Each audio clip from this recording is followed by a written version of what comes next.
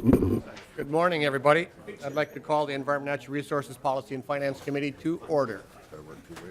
First order of business today, Representative Eklund, you have the minutes in front of you. Would you move the minutes, please? It would be my pleasure, Mr. Chair. Thank you. All those in favor of the minutes as presented signify by saying aye. Aye. Minutes are approved. Next.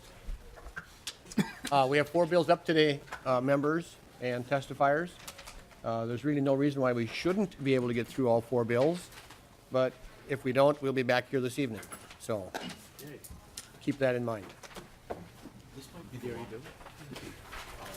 Okay. Anything else for the benefit of the group before we start? Very good. First up today, Representative Hertaus, House File 3755. I would move that House File 3755 be moved to the General Register. And with that, Representative Hertaus, you have an amendment, the A18. If you'd like, I'd move that for you at this time to get it in the shape that you would like. Okay, so I'll move the A18 amendment to House File 3755. Those in favor of the A18 signify by saying aye. Aye. Those opposed? Okay, the amendment is adopted. You now have the bill in the shape you'd like. Representative Hertaus, to your bill. Thank you, Mr. Chair and members, and thank you for all your work on Sophia's Law, which we passed in 2016. As is often the case, you find that maybe drag a few people along with an educational effort on saving lives, and we learned that in the case of Sophia's Law. The history was that we did postpone enactment of the law last year, and we continued to work with different stakeholders in crafting and perfecting the law. One of the things that occurred, and it was an unintended consequence, is, for the most part, we were targeting the private boat ownership, and we had kind of overlooked much of the hospitality industry and the rental industry of houseboats. And the way the law was written and some of the standards that we had, some of the information that was distributed, taking a small fleet of houseboats that is common up in the Boundary Waters and in the chair's home district, is we could have some of these owner-operators having to put in excess of 100 of these devices in a few of their boats, and that was not our intent. And so I want to thank the houseboat industry and the rental industry for working with us. And what we did is we made a few amendments to the law that cleans up what our intent was and changed the carbon monoxide detection system standard. That's what's in House File 3755. You'll find that language on line 1.1 through 1.11. We also added on line 1.14 an installation requirement, and we clarified exactly what our intent was, where these devices should go, and that is predominantly monitoring the atmosphere within the areas of sleeping compartments. So with the changes we've made, members and Mr. Chair, we hope that you'll find this satisfactory, and we look forward to getting this bill to the floor and to the governor before the May 1st start of the boating season. So thank you, Mr. Chair. Thank you. Assistant Commissioner Meyer, I see you here. I was wondering how the netting, the casting of the nets went off the 3rd floor of the parking ramp the other day. One little snag, but it worked out well.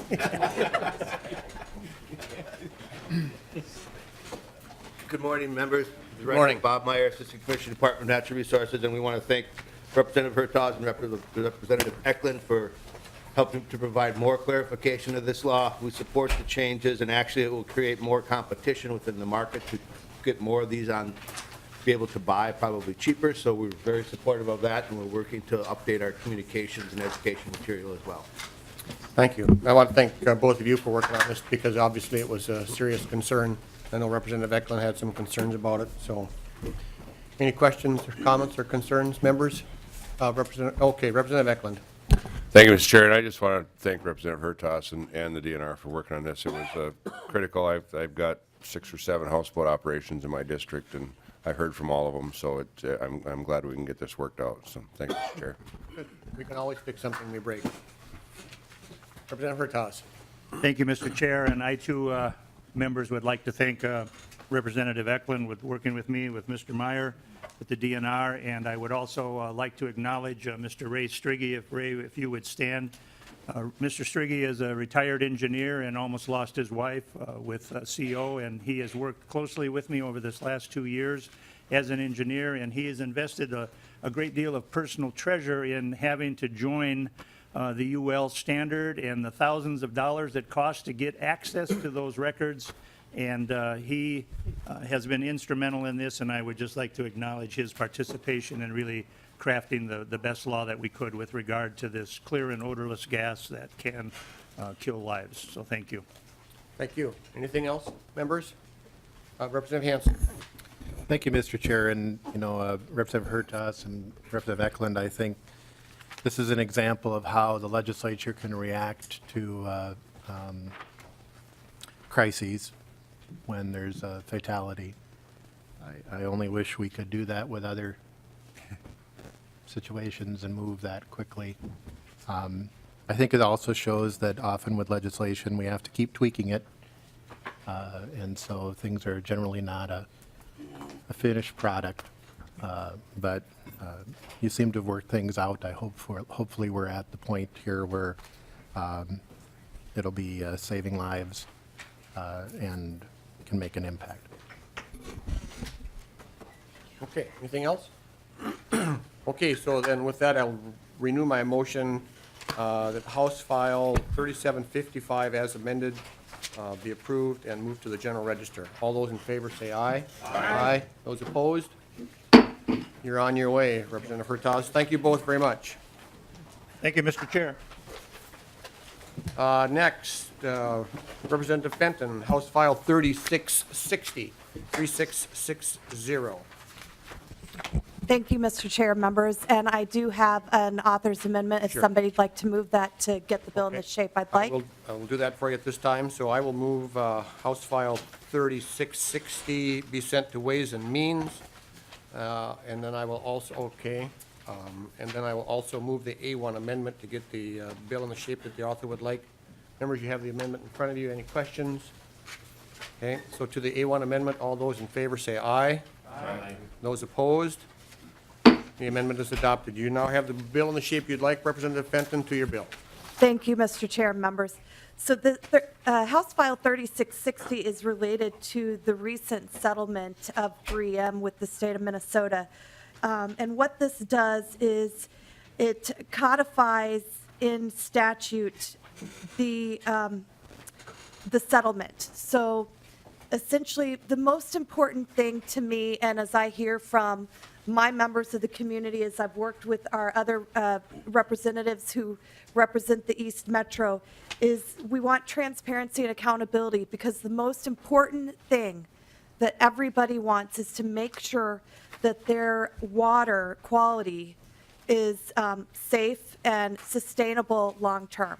So it establishes that, but then it also has a reporting period biannually by March 1st and November 1st. This bill does now match the Senate companion of the bill. So with that, I'll yield to questions, and I will note, I do have peace in the valley with everybody. I briefly met with the Attorney General and MPCA and DNR, and everybody is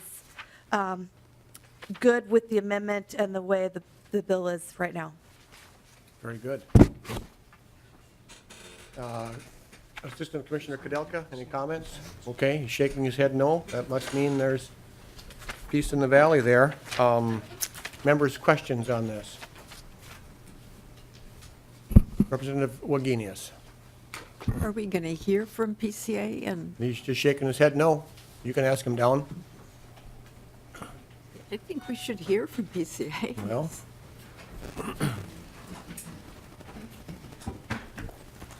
you can just shake your head no at the table if you'd like to, too, there, Commissioner. Mr. Chair and committee members, thank you for the record. My name is Kirk Kudelka. I'm Assistant Commissioner with the Minnesota Pollution Control Agency.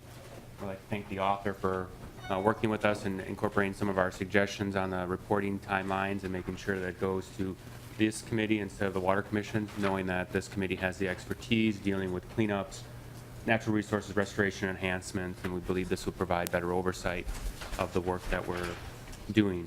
While the account is not necessary to implement the settlement, we have no problems with it, and if it helps with the transparency and the reporting that we were looking to do anyways, we're happy to move forward with it. Representative Wagenius? No, that's fine. Representative Clark? Thank you, Mr. Chairman. Could you just remind me, I had a few questions the last time we talked about this, and we talked about the stakeholders on page 2. Do the stakeholders now include, or has there been any change to have the stakeholders in this issue include the farmers and the others who have had their land potentially contaminated by PFCs? Is that included now in this? Commissioner? Mr. Chair and committee members, as the settlement outlines, there's a working group being set up. Our goal is to have a straw proposal out later this week to have what the working groups would look like. Our intent is to open it up to the public and include opportunities for public comments. So that would be anyone from homeowners, businesses, folks that work in the area, including those groups that you've talked about will have an opportunity to provide input and participate in the process. Representative Clark? Mr. Chairman, I want to hear the word farmers.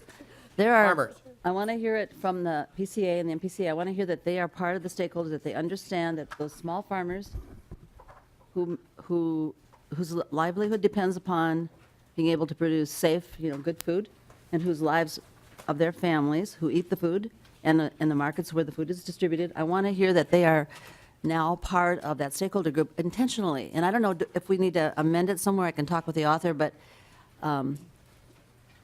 it just shouldn't be vague. And I would like to get a commitment from the agency that it will be specifically spelled out, not just.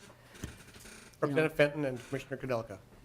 Mr. Chair and committee members, it's going to be open to everyone, including farmers. We'll have the straw proposal out for folks to review, including the legislature, before we formalize the working group. And the intent is that there will be opportunities for public involvement, whether you're a homeowner, resident, farmer, business owner, along the whole lot, likes to have interactions with the larger group. Thank you, Mr. Chairman. That's what I wanted to hear. I Representative appreciate it. Clark. I knew, see, we like to make you happy, so. I have a question for both of you, maybe. There's obviously a large sum of money that's going into the water quality and sustainability account within the remediation fund. Two questions. How is that money? Who manages that money? And what happens to the interest, if there's interest earned? Does that stay in that fund, or does it go to someplace else? Mr. Chair and committee members, I'll start with the second question last. Under the bill on lines 1.11 to 1.13 specifically talks about the earnings on the investment money to go into the account. So dollars that would be earned because of interest would go back into here. Right now, any dollars that were earned within the remediation fund or any fund within the state government, the State Board of Investment does invest it on an interest base. Think of your savings account type piece. And so that money is collected on any type of account, and that's what we would see here. We have talked to the State Board of Investment about other investment opportunities. However, we have concerns that since there's going to be need for this money, this doesn't set up for a long-term investment strategy. So if we were to unfortunately hit a couple years of bad returns and then need the money for projects, there would be less than we started with. So we want to make sure we have a conservative investment process to make sure the money is there for the communities. Okay. Anything else, members? Okay. All right, so with that, I will renew my motion to have House File 3660 sent to Ways and Means as amended. All those in favor, say aye. Aye. And those opposed? The bill's moving to Ways and Means. Thank you both. Next, House File 3709, Representative Jurgens. The plan on 3709 is to lay that over. And members, I would also say, in the previous bill, there was a map with the dots on it. That map should be lined up with Representative Jurgens' bill that's before us. Okay? Representative Jurgens. to your bill, please. Thank you, Mr. Chair. House File 3709 has to do with landowners requesting private well testing in the contaminated areas that we just talked about in Representative Fenton's bill with the 3M PFC contamination. With the $850 million that was part of the settlement agreement between 3M and the state of Minnesota, that money should go to help the landowners get their wells tested upon their request. The MPCA, I think they're going to testify they're doing a great job on the testing that they are doing now. You've received the map to see the locations. But this concern of mine came up, Representative Frankie and I attended a Cottage Grove City meeting last summer, and one of the landowners or resident asked, what's the process to get my well tested? And although I'm paraphrasing, it was basically, don't call us, we'll call you. It was when the MPCA decides that the landowners or the certain wells are within the plume or an affected area. And I understand the reasoning for that. They've got access to the information of where the most likely contaminants are. But I just think that the residents of the area should have a little bit of say in that as well. So that's what this bill does. It provides for the residents to request that their wells be tested, and then also annual reporting to the communities of those test results and to the legislature as well. So with that, Mr. Chair, I'll stand for any questions. Thank you. Questions? Commissioner Kudelka and then Tom Hogan are here today to testify. And while we're waiting for them to come down, Representative Sundin, you have a question? Thank you, Mr. Chair. Representative Jurgens, I've got groundwater issues in my district as well. They relate to arsenic. I've got another great bill in the hopper that addresses the cost of installing a device under the sink that will actually remove arsenic from the water. Is there any way of, once you've discovered the chemicals in the water, is there any way to neutralize those chemicals or extract them from the water? Part of the remediation. Representative Jurgens? Thank you, Mr. Chair, and perhaps MPCA will want to weigh in, but they are part of the remediation process. So yeah, in-home filter systems are available for that, for removing the PFCs from the water. Representative Sundin? Thank you, Mr. Chair. Can someone address the cost of those remediation systems, To the testifiers. filtration systems? Mr. Chair and committee members, for the record, my name is Kirk Kudelka, Assistant Commissioner with the Minnesota Pollution Control Agency. For the in-home systems, a granular activated carbon system, a carbon treatment system referred to as a GAC, it's about $2,000 to install, and then $1,000 for the changeouts, which are about annually, to move forward with those type of systems for a whole home treatment system. So they're put on the water as it comes in from the well. Representative Sundin? Thank you, Mr. Chair. Does that just address the drinking water or the total, all the water in the system? I don't know about the health risks of just exposure to these contaminants. Commissioner Kudelka? Mr. Chair and committee members, it would be coming from the well, so it would be for the whole home. We'd put it in as where it comes into the house from the well, and then the rest of the use in the house would be covered. Representative Sundin? Thank you, Mr. Chair. Other than ingesting that, is there health risks just by contact? Commissioner? Or Mr. Hogan? Mr. Chair, for the record, my name is Tom Hogan. I'm the Environmental Health Division Director at the Minnesota Department of Health. To my knowledge, it is not a skin exposure contaminant. It's an intake or consumption exposure issue. Representative Sundin? Thank you, Mr. Chair. That's it for now. Okay. Representative Wagenius? Thank you, Mr. Chair.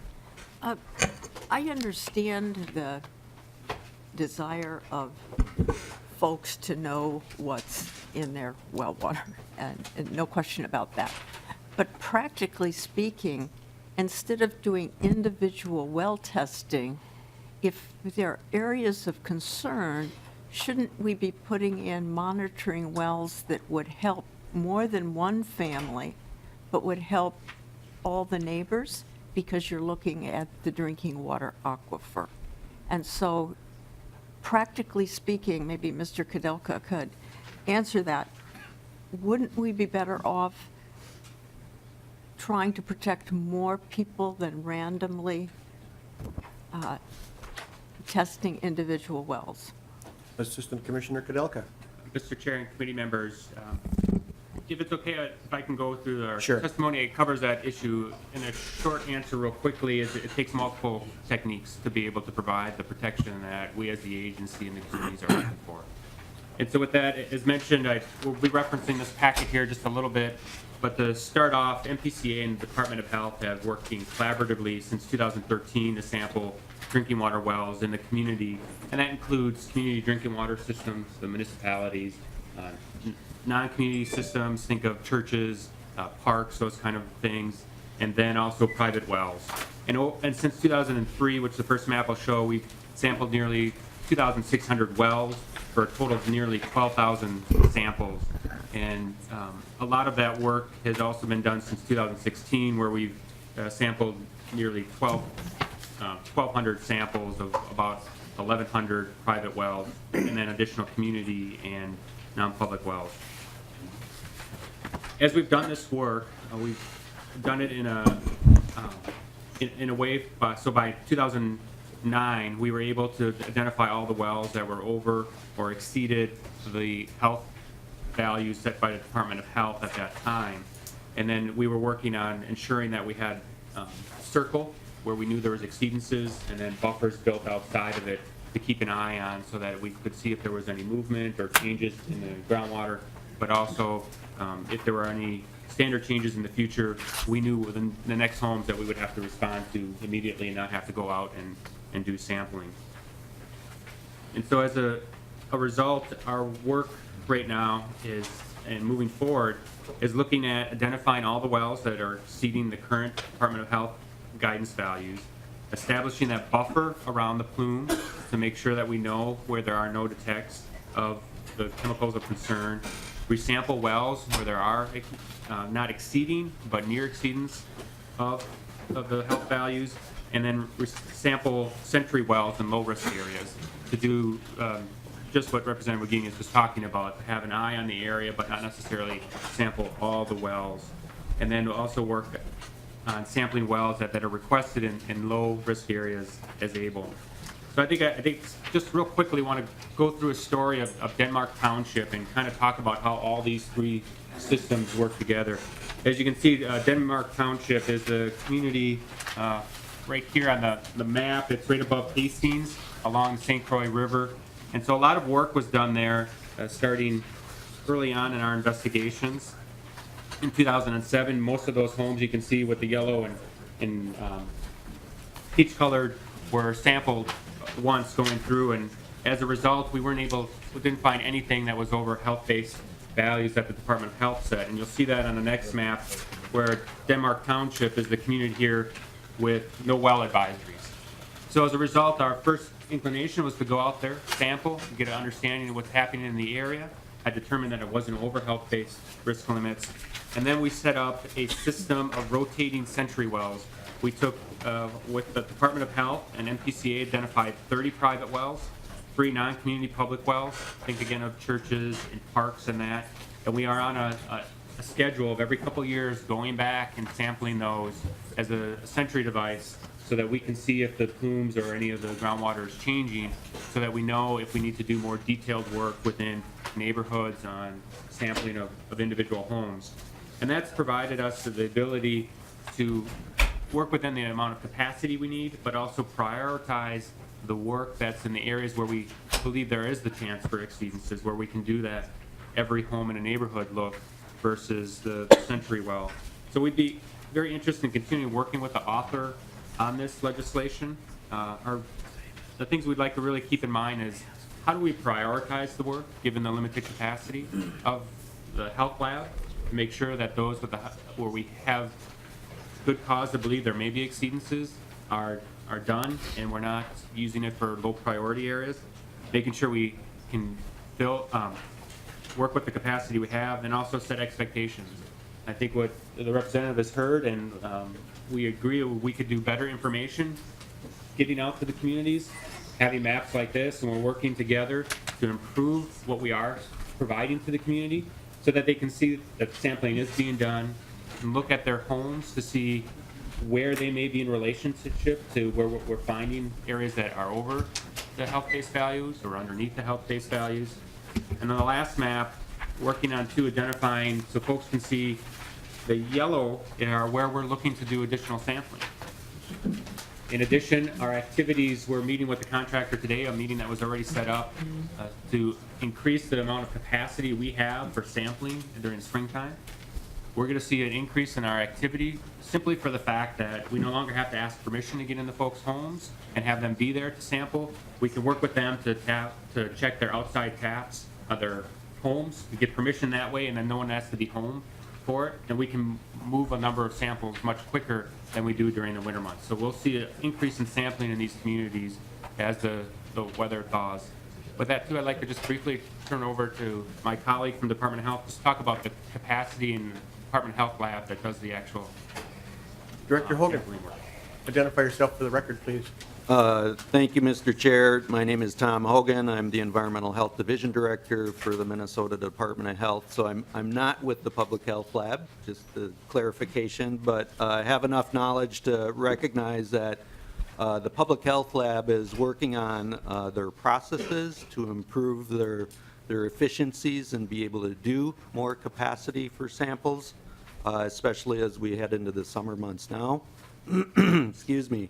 But with that said, there's also the recognition that we operate off of one piece of equipment that can do this type of analysis. And eventually, we had kind of a roadblock in capacity there as well. So we're looking at what possible solutions exist to deal with that capacity issue so we can kind of move forward robustly with sample analysis in this area. Thank you. Representative Wagenius. Thank you. This one piece of equipment, well, why don't we have two? Mr. Hogan.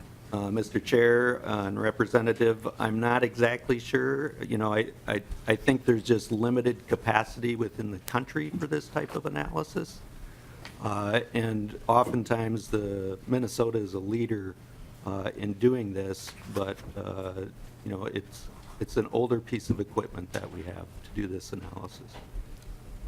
Representative Wagenius. Is this piece of equipment different than your other well testing equipment, or is it the same piece of equipment that you're doing for the rest of your well testing? To the testifiers.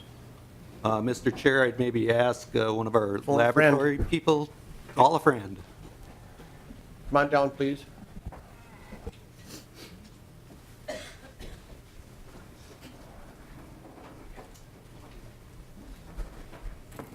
Good morning. Good morning. Thank you, Mr. Chair, members of the committee. For the record, my name is Paul Moyer, and I'm the manager of the Environmental Laboratory Section at the Minnesota Department of Health. To answer the question about equipment, it is different than many of the pieces of equipment we use for our water testing. It is a liquid chromatography tandem aspect. We recently purchased one for a different reason for our CDC-funded program, and it was $500,000. So that's the limiting factor of being able to add a second piece of equipment is the cost, unfortunately. In addition to that, we have a processing that gets done with the samples that would require perhaps additional staffing to increase capacity as well. Representative Wagenius. Well, following up on that, if we know that this problem is perpetual, I mean, we know that this chemical is not going to fade away, it's not dying out. And as a long-term investment, since we know, and the neighbors need to know, that you have the capacity to check up on their wells, I'm not understanding why we are not, or you are not requesting from us an additional piece of equipment. Mr. Moyer. Thank you, Mr. Chair, Representative. We have requested additional funding for equipment. The triple quad, as we refer to this equipment, is one of the pieces we would like to have. This settlement and this ramping up for additional testing is sort of new, and so we haven't had the need in the past to ramp up to this amount, but we are having those discussions now, and so we don't know what the avenues are through the settlement to request this type of equipment, but we would be open to being in discussions to support the need for that. Representative Wagenius. Well, if I lived in the neighborhood that we're talking about, I would not like to hear that there would be lots Speak into of- the microphone, please, Representative Wagenius. Okay, I would not like to hear that there are going to be lots of discussions about what we do. We know that these PFCs are with us for ever, as far as we know. We know that. We know the plume can change. We know that. So instead of being reactionary and slow, it does seem that it would be wise to come to us and purchase the equipment.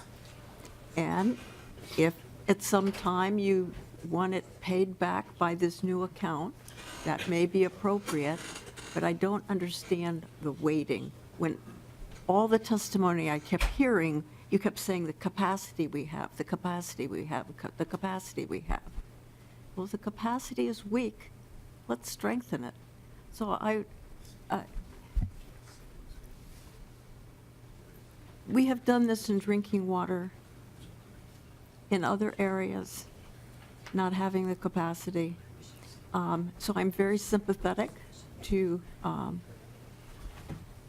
Representative Jurgens, because this has been a continual problem with the Department of Health. And I think we have to understand that Minnesotans are more concerned about their drinking water. So my recommendation would be to I don't want to make a recommendation. I just think we've got to think about this differently and quicker. Thank you. Representative Sundin. Thank you, Mr. Chair. To the panel, I have the distinction of having a Superfund site in my district, and it brought concern to the neighbors because of the plume that was expanding and actually getting into the groundwater, of course, but then as a result of those contaminants, some of them could become airborne, I'm understanding, and they had to get a mitigation plan in place to exhaust basement air from these homes. I'm just wondering if the contaminants we're talking about today are similar to Yes. what I'm dealing with back home, and when I talk about ingesting these chemicals, I'm talking about breathing them as well, not just drinking the water. Can you explain that to me? Are these similar? To the testifiers. Mr. Chair and committee members, PFCs do not have the same soil vapor concerns that we have with other VOCs, volatile organic compounds, such that may have been TCE or PERC or those type of chemicals. So that our concern is right now is with the drinking water and providing alternative sources where there's exceedances of health-based values. Representative Sundin. Thank you, Mr. Chair. I also had a study done by a high school classroom in my district years ago, and I saw the results of a radon gases in some of the different neighborhoods within the school district. And I was just wondering about the damage to homeowners if they're discovered to have radon or contaminants or whatever, as far as that affecting property values.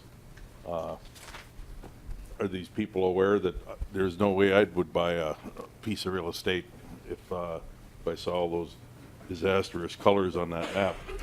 There's no way I would buy a home in that neighborhood. Has anybody talked about property values affected by these contaminants? To the testifiers. Mr. Chair and committee members, that is an issue that's come up in discussion. We've worked with the Minnesota Realtors to provide during the time of sale notification and work with them to strengthen that process so that things such as drinking water system, treatment systems, or vapor systems that you talked about that deal with radon or VOCs are things that the next homeowner knows so that they know of what the situation is in terms of contamination, but also what type of protective measures have been put in place to mitigate those concerns and to understanding that those need to continue to operate to provide the level of protection. Representative Sundin. Thank you. Representative Clark. Thank you, Mr. Chairman. First of all, I want to compliment the author, Representative Jurgens, and the two departments on having language in this bill which immediately says not only the property owner but the occupier, and that does take care of some of the concerns I have about the farmers and other renters of the property out there. I assume, what is the mechanism for informing those renters if, for example, the property owner is not passing on that information? There's no requirement, apparently, that the property owner would do that. How do we know that the renters, especially if they speak different languages, how do we know they're going to be informed? Is there a plan to do that? Representative Jurgens, or to the testifiers?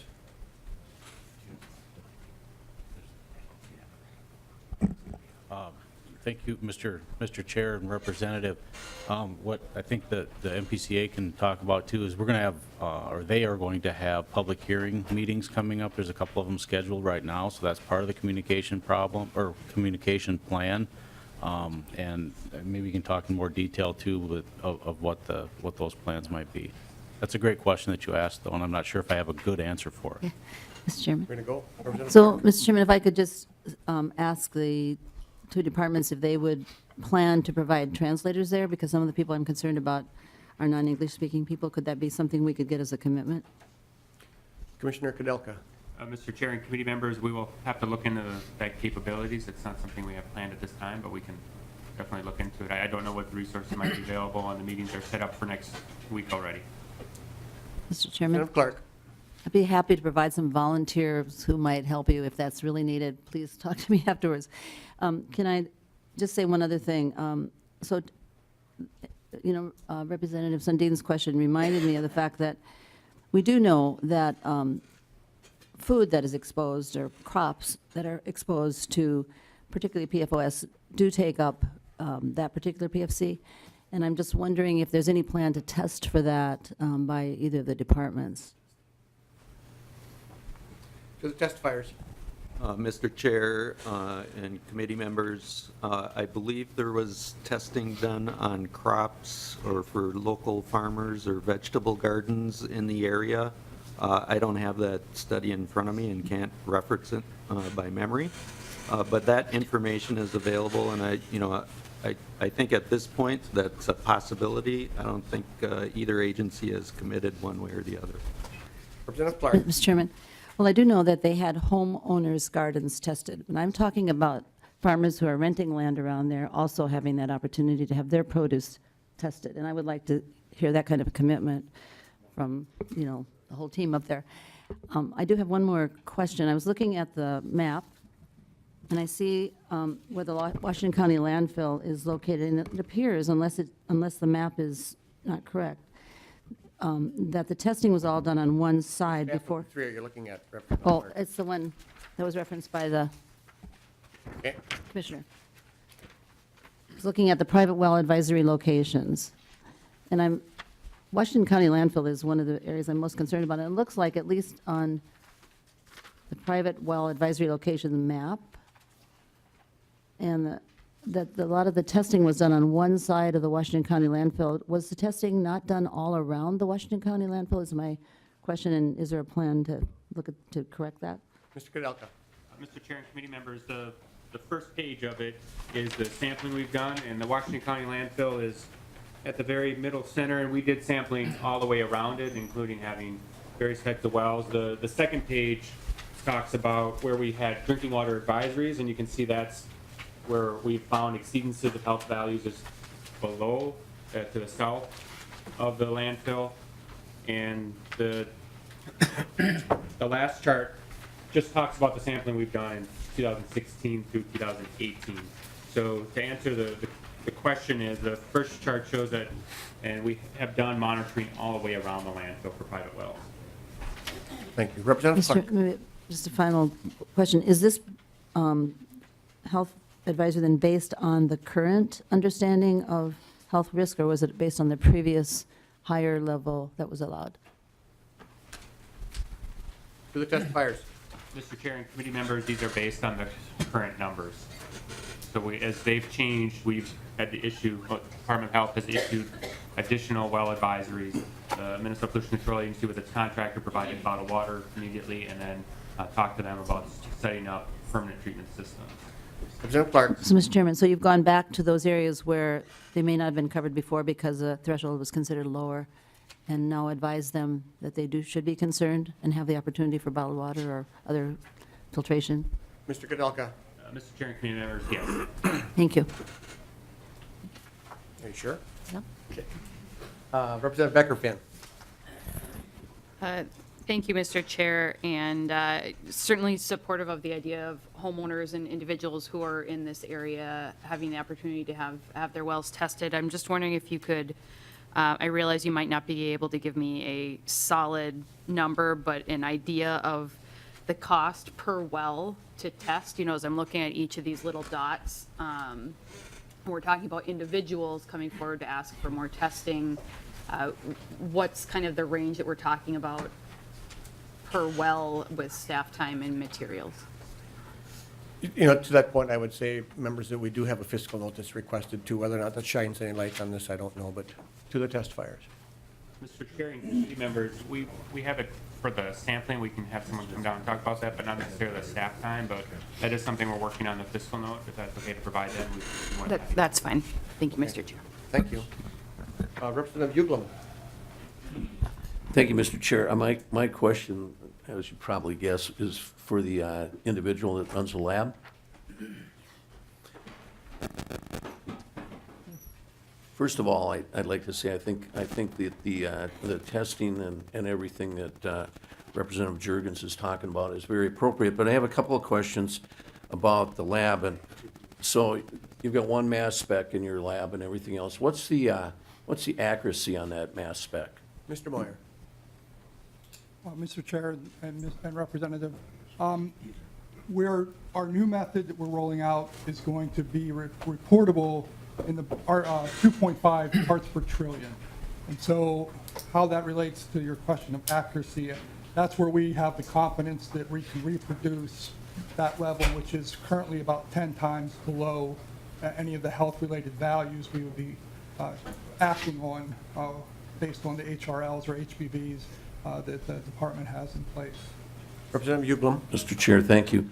Are you using an ASTM test method for this, or what is it? This method was developed in-house.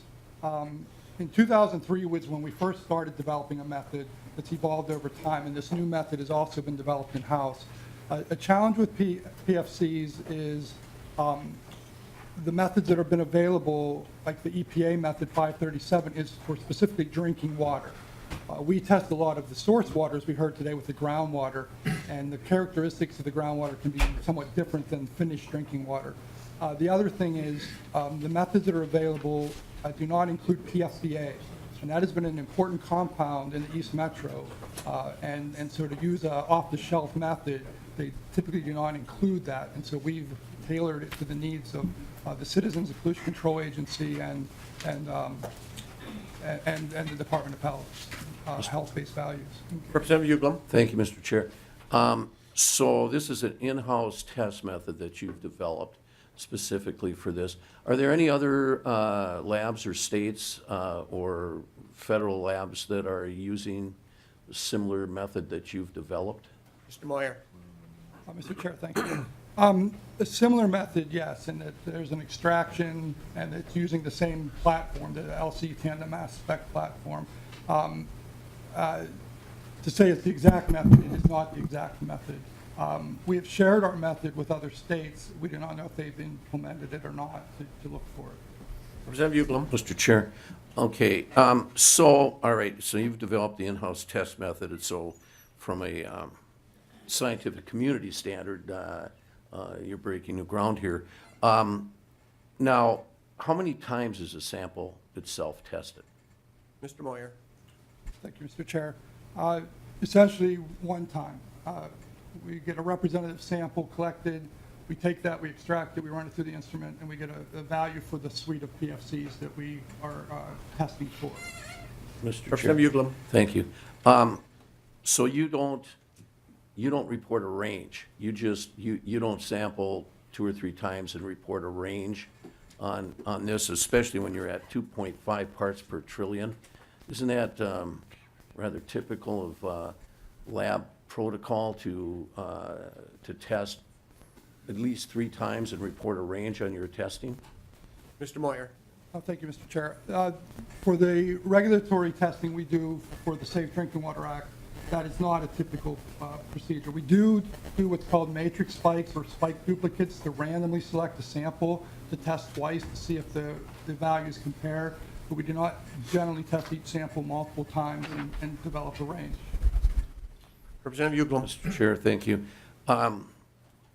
Okay, it's a little different. Going back to the samples, and I mean, when you're testing at 2.5 parts per trillion, obviously the handling of the sample is extremely important. Now, these samples are collected from the field. What's your procedure to make sure that the samples that are collected are accurate, not contaminated, and correctly identified? Mr. Moyer. Mr. Chair, thank you. From the laboratory's perspective, we cannot speak to the collection process.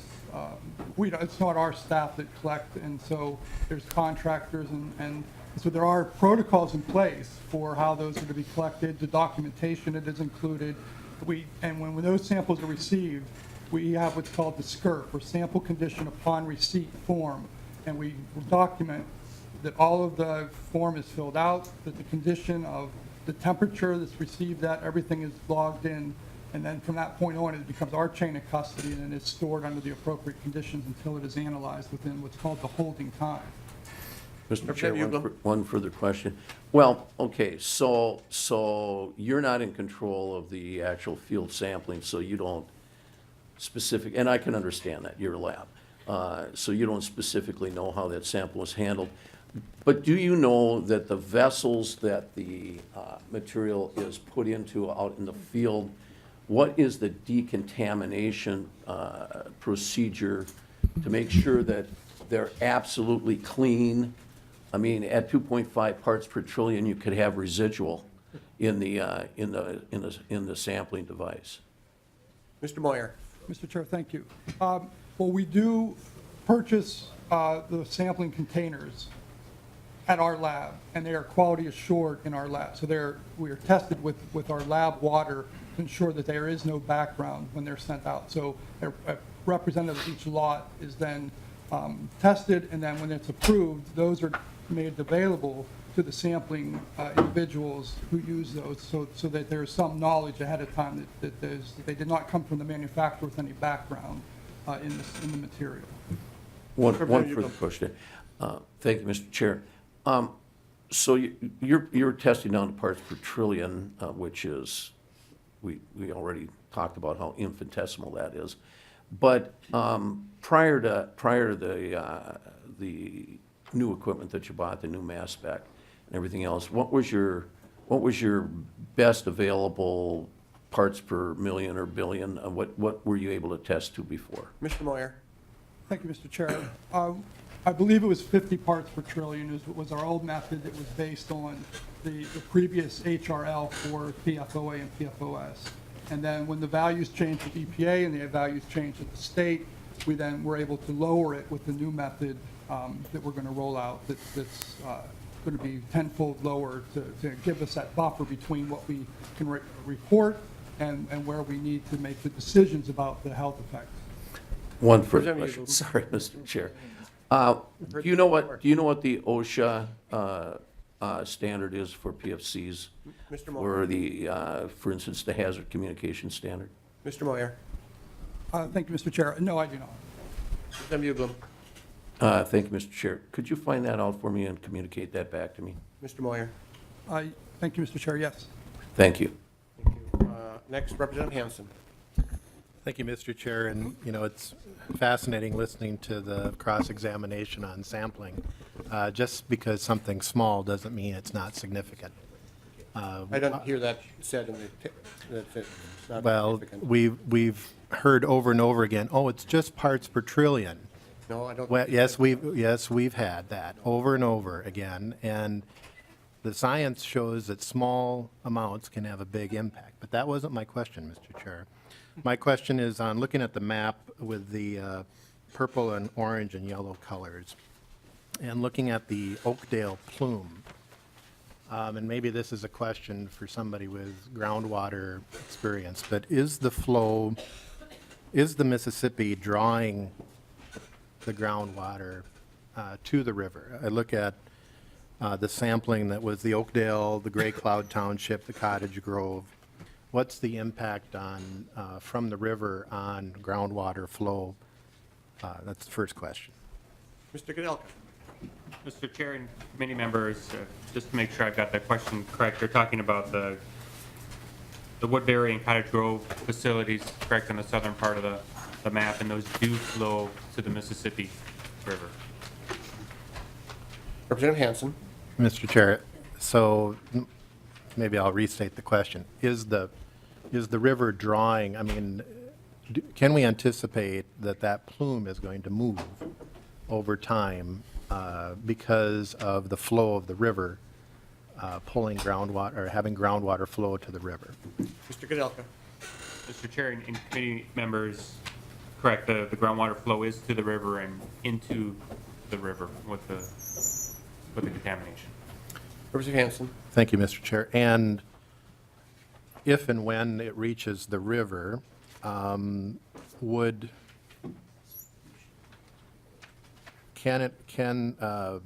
assuming the soils and the superficial aquifers are similar on the west side of the river. Is that correct? Mr. Kudelka.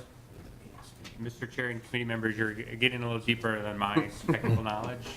We can have folks get some more information on that and provide that to the committee. When this first came up, PFCs, there was sampling done also on the other side of the river and communities to do some of that checking to determine whether it had been making its way through the river and affecting communities in Dakota County. Representative Hansen. Thank you, Mr. Chair. And my question is, with the drinking water wells in South St. Paul,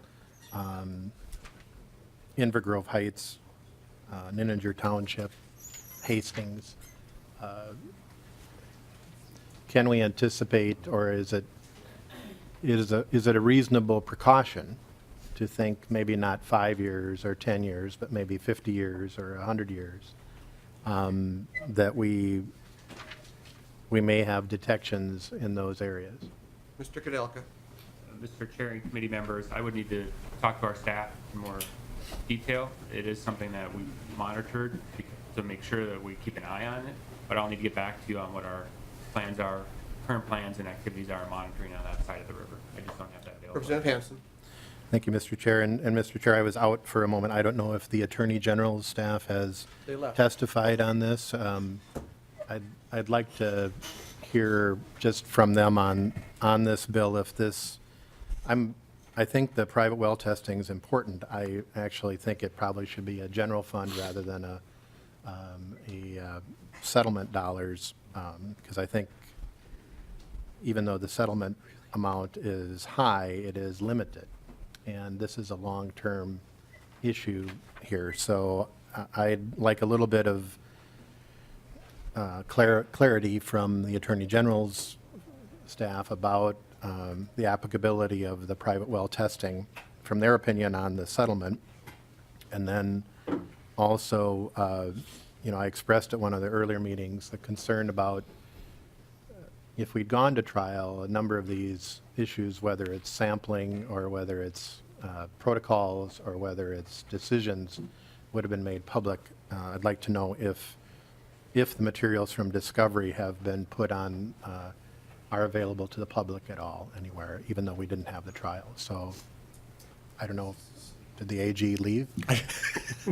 I guess I shouldn't have asked such a long question, maybe. Pretty mean-spirited there, I thought. Commissioner Kudelka. Mr. Chair, I can answer the last question. So the documents that led up to the trial, a number of motions and reports done by 3M and those done by the AG's office, our attorneys, the Minnesota Pollution Control Agency and other agencies are all public records and are still available.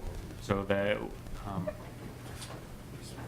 through the courts, you can see the arguments back and forth by both parties, and those are public documents out there. Representative Hanson. Mr. Chair, and Mr. Kudelka, are those on your website, or are they on the AG's website, or are they, we would have to go to the Pollution Control Agency and look at hard copy? How would the public access that information? Commissioner. Mr. Chair and committee members, they are not on our website, but I will check and see how to access them through the court system and get back to you. Representative Hanson. Mr. Chair, I did see an Attorney General hop in and then Popped staff out. popped out, so I don't know. After you're done with your question, you can go out and check with them, and then you can bring them back. But I would like to know about, from their opinion on the settlement. Sure. Next, Representative Backer. Dusty. Yeah, there is the prior testifier, is he here?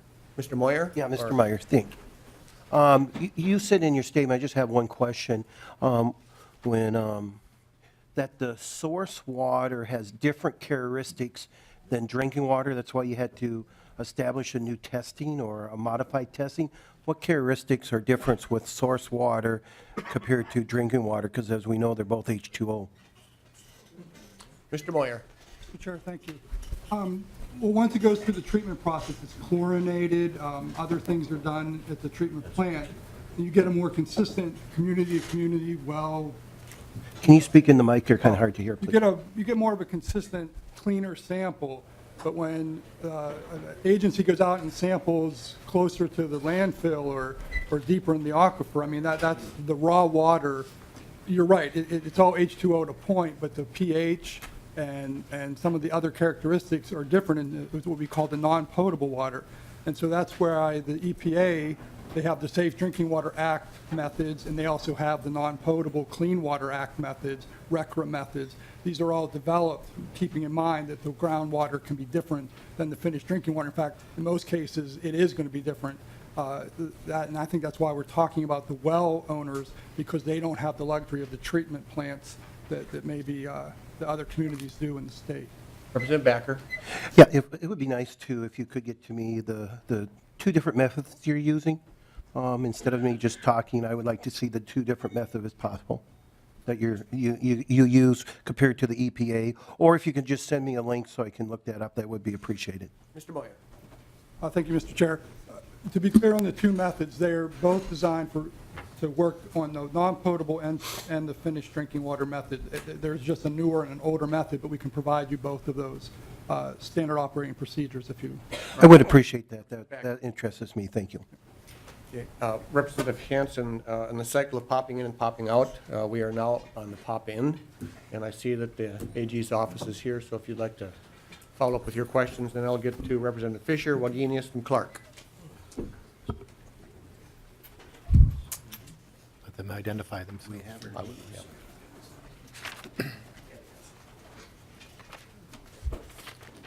Good morning. Good morning. How Would are you identify yourself for the record, please, and then Representative Hanson has a couple of questions for you.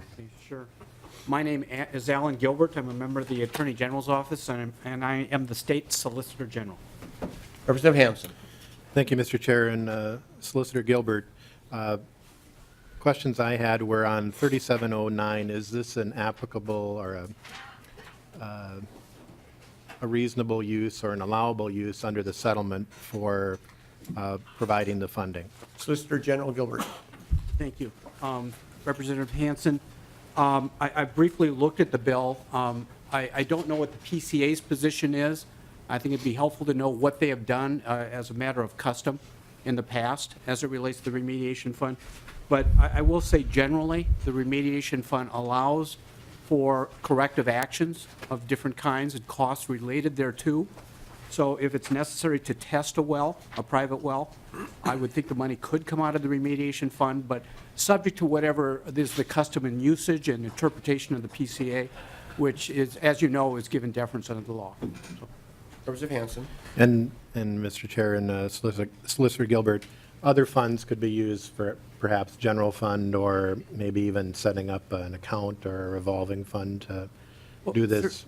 Mr. Gilbert. excuse me, yes. Representative Hanson, if the legislature deemed it appropriate to appropriate money for that purpose, certainly they could do that.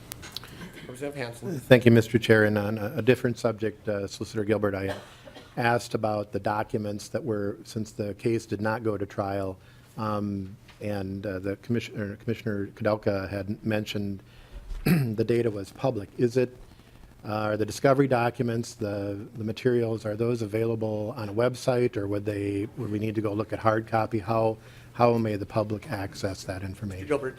Okay, thank you. Representative Hanson, there's a number of moving parts to that question in terms of the answer.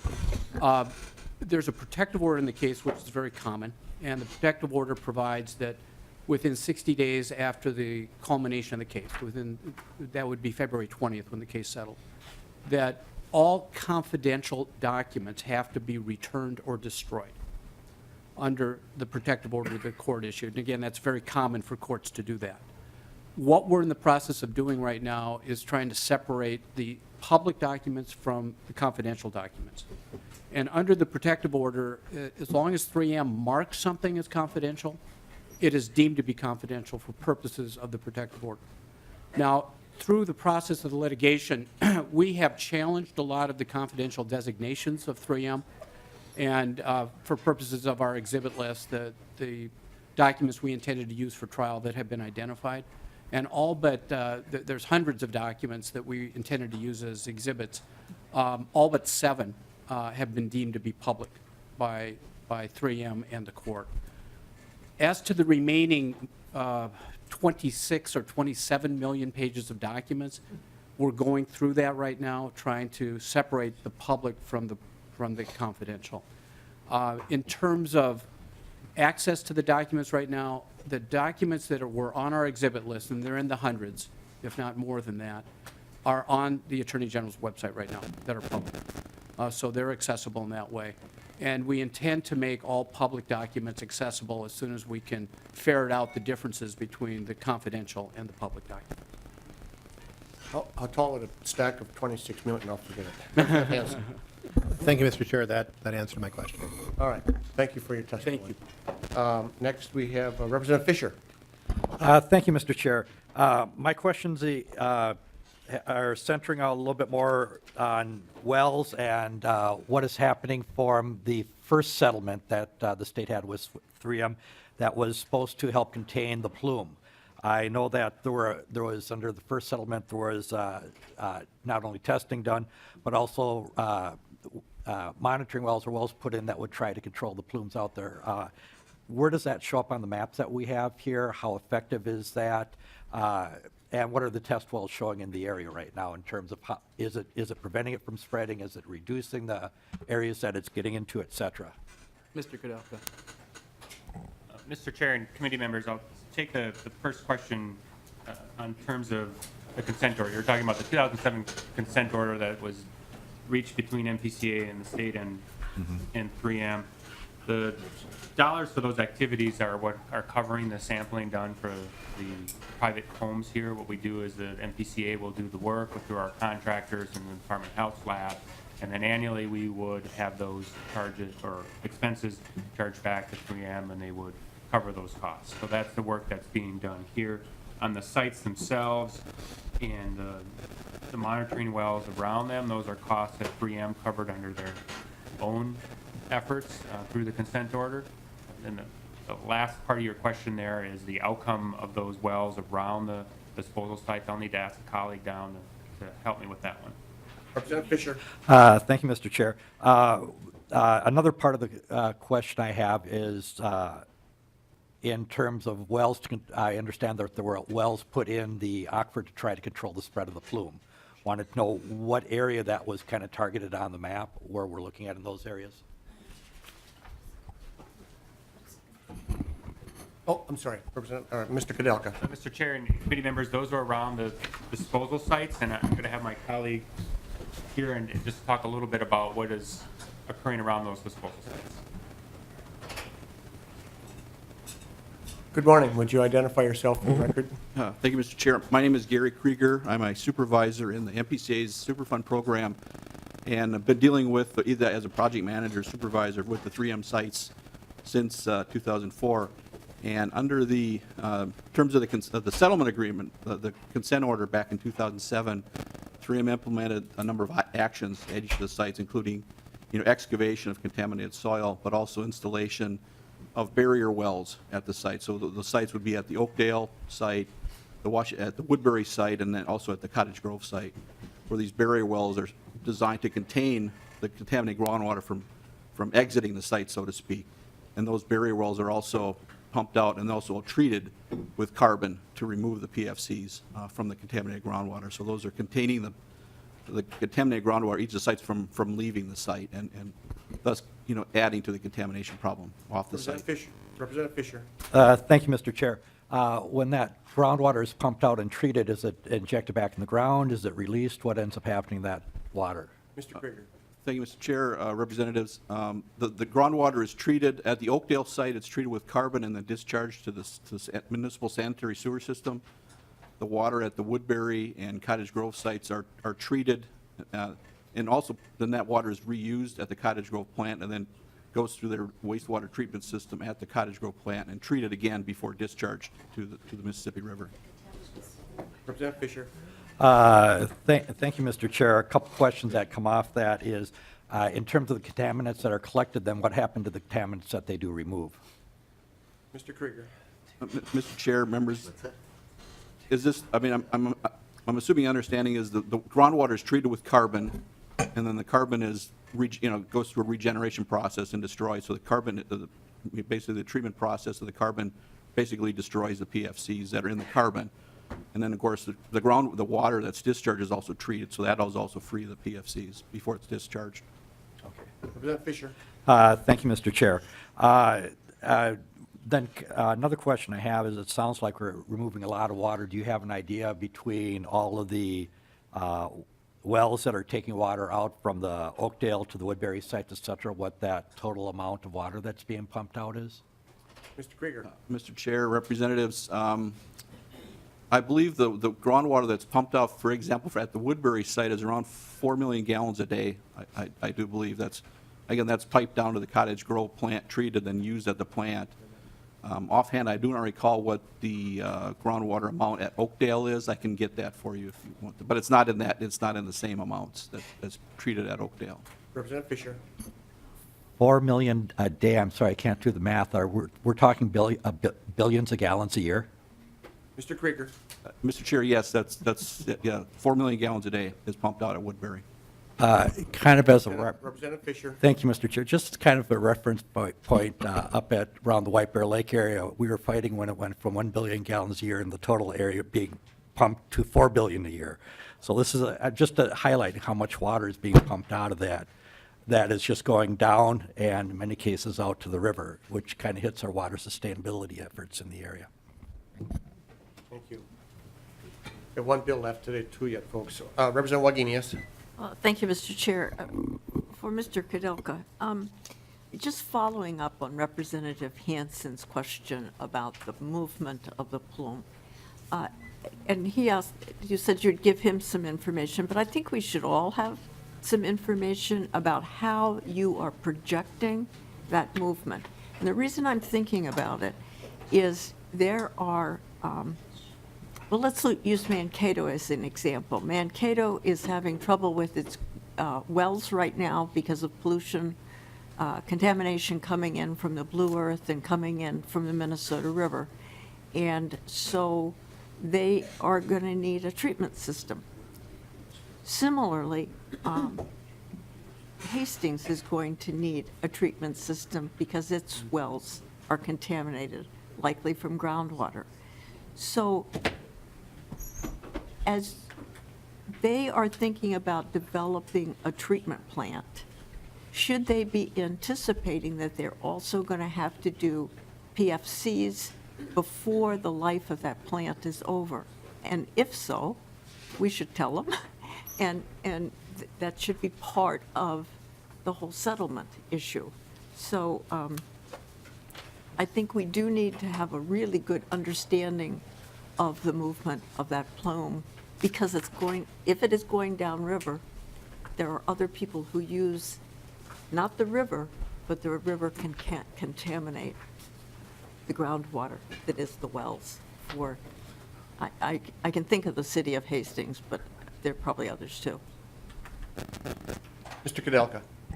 Mr. Chair and committee members, we will provide a more all-encompassing response back to yours and Representative Hanson's on that, in addition to just the sampling that's been done on the Dakota County side of the communities there, but the nature of the plume and interactions with the river. Thank you. Representative Clark. Mr. Chairman, well, I was done, but then we had good questions from both sides, so I have a couple more questions to ask. So one of them has to do with this whole issue of plumes and the water flowing towards the river and the lakes that are in the area. And I'm just wondering, I know that we had fish advisories at some point, and I believe they were on the Mississippi and I think also Lake Jane and maybe some other lakes because of PFCs.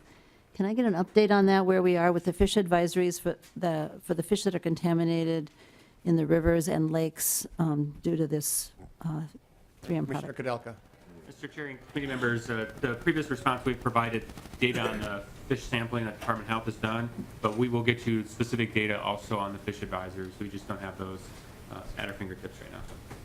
Mr. Chairman, Clark. thank you. I think it's really important that we all know about that, because we have a lot of people who fish the river and who fish the lakes, and there used to be, and I think I've had a discussion with the Department of Health about this, there used to be fish advisories that were posted in some of these places, and I believe that's not happening anymore, perhaps due to lack of funding or some other reason, but they were posted in several languages, and so when you get me that information, probably working with the Department of Health, unless they're here and can comment today, I guess I'd like to know what we have in place, if anything, right now. Maybe, is there anybody from the Department of Health who could comment on that right now? Mr. Hogan.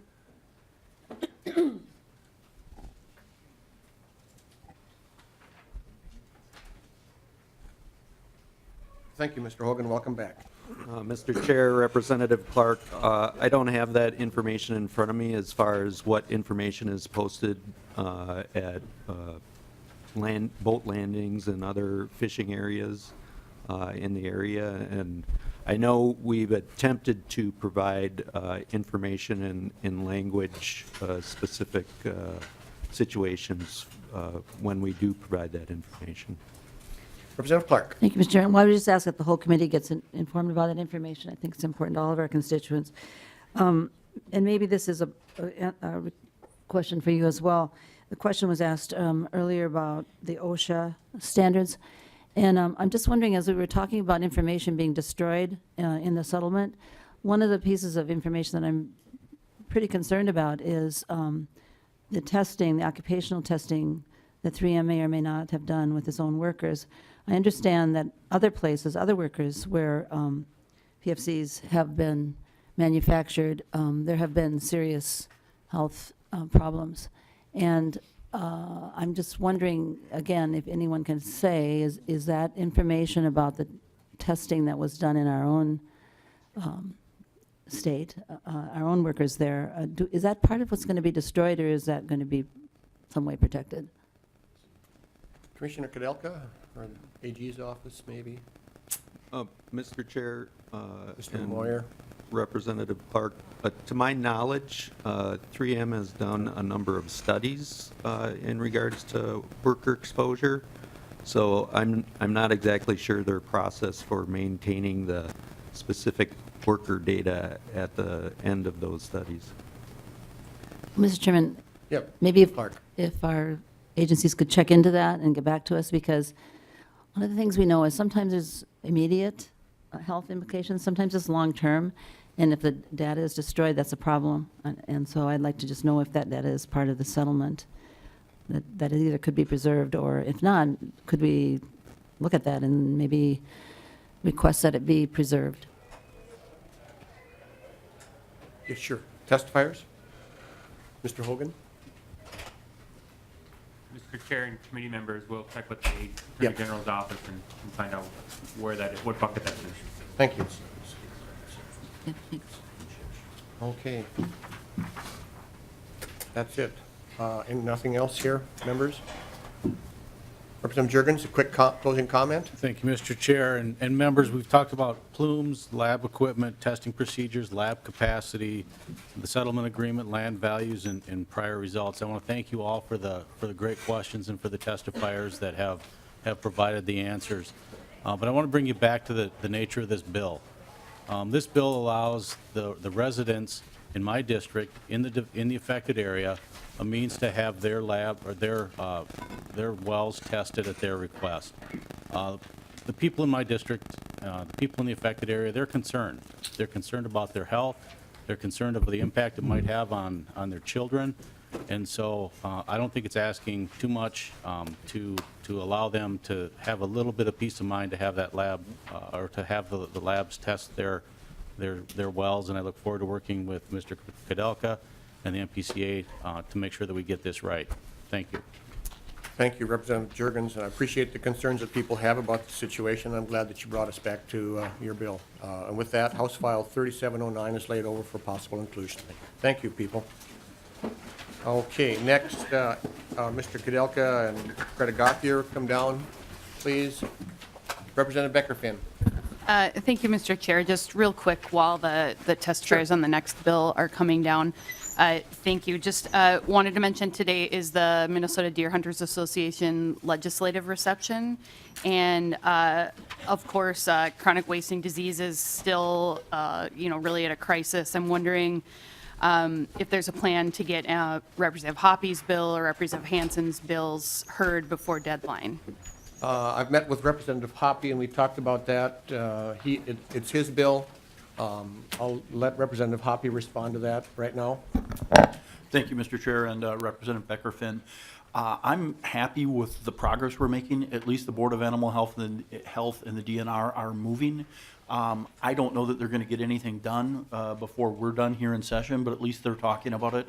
I just spoke to Mr. Meyer from the DNR earlier this morning, and I think we can get something done here. And if we can't, then we need to move forward with legislation. Chronic wasting disease isn't going away. I've been talking about this for a long time, and I'm glad that it's getting to the point where it looks like it's being taken more seriously. So thank you for your interest. Representative Beckerfin. Thank you, Mr. Chair. And the legislative auditor report is conveniently coming in after deadline, which is really, so I just would encourage you to think about at least, getting the first hearing in so that we can act if we need to instead of waiting for next session. So thank you. Thank you. I would never question the motives of the legislative auditor myself, but okay. Next, House File 3666. And I would make a motion to send House File 3666 to GovOps. And members, I wish I was as effective a legislator as Representative Fenton is, because she had Peace in the Valley on her bill, and we do not on the majority of this bill with regards to the e-waste. And I know Representative Hornstein and I have worked on this a fair amount together. And we just kind of chased people into a room and said, see what you can work out, and when you've got something put together, come and see us. Well, we don't have that here. So I'm going to move the A2 amendment, and you have that before you, which actually then is going to delete pages 1 through 8, sections 1 through 5. And if you take a look at the bill, then on page 8, that just leaves line 8.7 to the end of the bill on line 9.2. That's what would be left of this bill. So I'll move the A2 amendment to get the bill in the shape that the author would like. All those in favor of the amendment signify by saying aye. Aye. And those opposed, the amendment is adopted. Thank you. Ms. Gauthier and Mr. Benke, thank you for being here. Thank you, Mr. Chairman. For the record, my name is Greta Gauthier, Minnesota Pollution Control Agency. Mr. Chairman, I'd like to walk the committee just through the remaining sections of the bill briefly. Thank you. Mr. Chairman and committee members, this is the MPCA's technical policy bill for this year. It's quite short, but we believe these are important provisions and would like your support. So on page 8, line 7, sections 6 and 7 are the first part of what we are proposing. So this is related to our small business environmental loans program. This is a program that provides loans to small businesses to allow them to meet environmental regulations or to do the necessary cleanups they need to do to meet rules and regulations. This was created in 1997, and the terms and eligibility criteria for the program have not been updated since 1997, and that's what we'd like to do today, is to update those. So Section 6 looks at eligibility, and what we'd be proposing is to change the eligible number of employees for a company to participate from 50 employees to 100 employees, so allowing more small businesses to take part in these low-interest loans. Also, we are asking that their after-tax profit be the definitive financial eligibility rather than having a net worth of $1 million. Again, we believe this will allow more small businesses to participate in this loan program. Then Section 7 deals with loan conditions, mainly the interest rate and the cap on the amount of loan that companies can get. So for the interest rate, the 1997 language was set the interest rate at 4% or 1/2 of the prime rate, whichever is greater. So I did some research, Mr. Chair. In the early 1990s, the prime rate was hovering around 10, 11%. In 1997, it was down to 8.5%. So saying 4% was a big drop from 8.5 or 10%. Today, though, the prime rate is 4.5%. So what we'd like to do is to keep the language saying that the interest rate for these loans is at or below 1/2 of the prime rate, not to exceed 5%. So for example, today, we could look at an interest rate of 2.25% because the prime rate is 4.5%. So then on line 8.22, we would like to increase the amount of loan a business can get from $50,000 to $75,000. So, Mr. Chairman, that we think this will keep up with modern financial times and interest rates, and also allow more companies to participate in the Small Business Environmental Loan Program. And just for some context, since 2012, we have issued 21 loans to various small businesses. We're doing about 3 or 4 loans a year on average. Those 21 loans total $775,000 since 2012. So with that, I'll move on to Section 8, and I'm happy to take questions whenever people have them, Mr. Chairman. So Section... Ms. Gauthier, just give the group here just a real quick snapshot of what the loans are actually used for. Sure, Mr. Chairman. So the companies that we've loaned to since 2012 pretty much have been trucking companies and dry cleaning operations. So cleaners, transport companies, that's basically what we've looked at. There was, pretty much all since then are dry cleaners or transportation companies. I have the list I could provide to the committee, Mr. Chairman, if they would like it. That's fine. Okay. Moving right along. Thank you, Mr. Chairman. Section 8 is also an updating from language that is old. And this relates to Type 4 certification that we have for biosolid land applicators. So the current regulations for the certification of these biosolid land applicators were set in the 1980s. And they're located in Minnesota Rule Chapter 7048. So there's 5 types of certification dealing with different levels of waste. And what Type 4 certification is for land applicators of either biosolids from wastewater facilities or industrial byproducts coming out of industrial wastewater treatment plants like a food processor. There are currently about 670 Minnesotans who are certified as Type 4 biosolid land applicators. Right now, the current rule is for 9 hours of contact training or in-person training for these folks every 3 years to recertify. What we would like to do is change the 9 hours to 6 hours, and you can see that is required right on lines 8.24 through 8.26, and 6 hours every 3 years. The 9-hour existing training was set actually specifically in 1987. At that time, it was a brand-new requirement. We had no training manuals. We had no one with the training that could mentor new folks who are getting into the business. We also had no internet. So now we have all those things. We have big training manuals. We have hundreds of people who could be mentors to new folks coming in.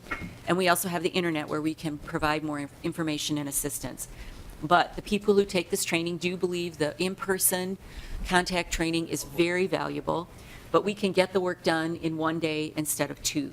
So we would like to change it to 6 hours. And then these folks can reduce their costs they need to do now for lodging and meals because they have to stay overnight when they come for the training. So it would help municipalities save some money on that, and it brings it into line with the type 3 and type 5 certifications, which are also 6 hours.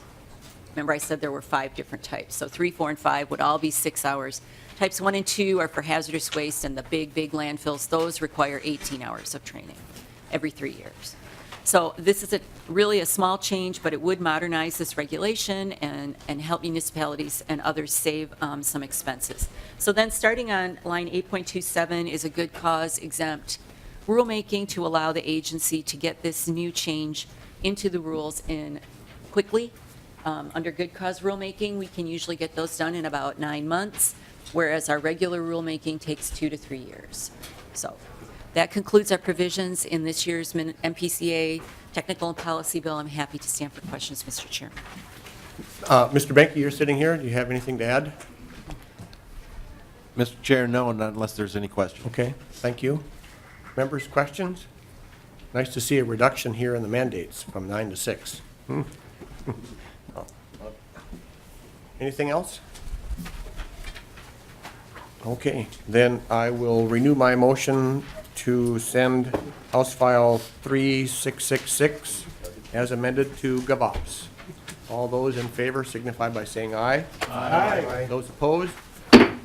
Motion's approved. Thank you, Mr. Chairman. Okay, thank you, members. Very good. 16 minutes to spare. Thank you all. We're adjourned.